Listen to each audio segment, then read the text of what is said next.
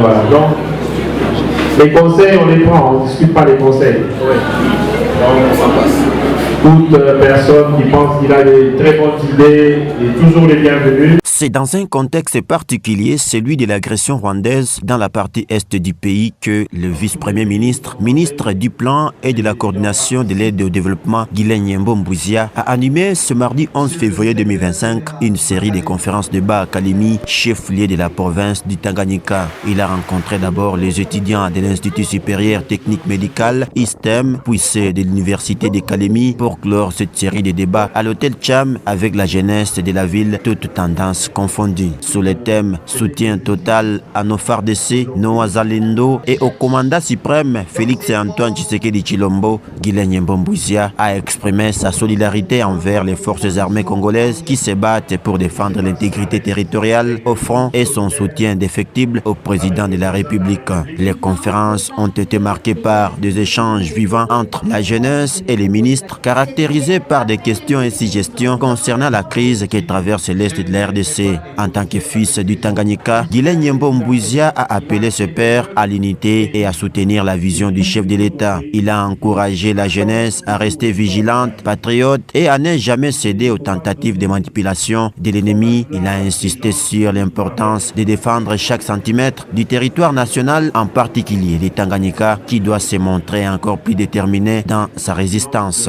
Je suis venu très rapidement ici à Kalemi précisément pour essayer de discuter avec les étudiants, la jeunesse de manière générale, parce que je pense que le temps est suffisamment fort pour que nous puissions alerter la jeunesse de ne jamais céder le lit à ces gens qui viennent tromper leur vigilance et de leur faire croire qu'ils peuvent apporter mieux dans ce pays.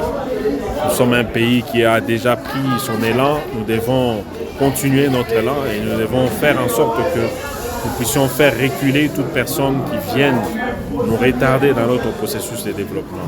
Nous connaissons la situation du Rwanda, nous savons ce qu'ils veulent, mais nous ne pouvons pas, tout simplement parce que ce sont des gens qui viennent tuer, piller notre pays, qui viennent violer nos femmes et nos filles, et personne ne peut accepter ce genre de choses, quelles que soient les raisons.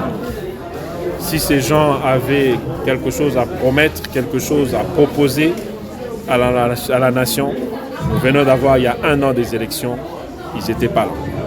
Donc on nous laisse le temps de pouvoir continuer à consolider les développements de notre pays. Et voilà la raison pour laquelle je suis venu très rapidement ici, pour parler à ces jeunes gens, pour qu'ils puissent rester éveillés, vigilants. Et le cadre a été choisi expressément pour que je puisse avoir des gens en face de moi qui peuvent aussi poser des questions, réagir.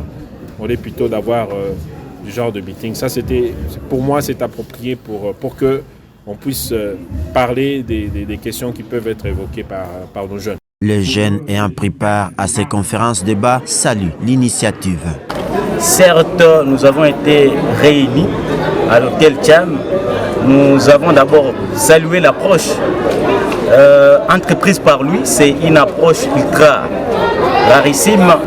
Lui, dans sa notabilité, il a épousé l'approche des conférences à la place liée de l'approche de meeting populaire.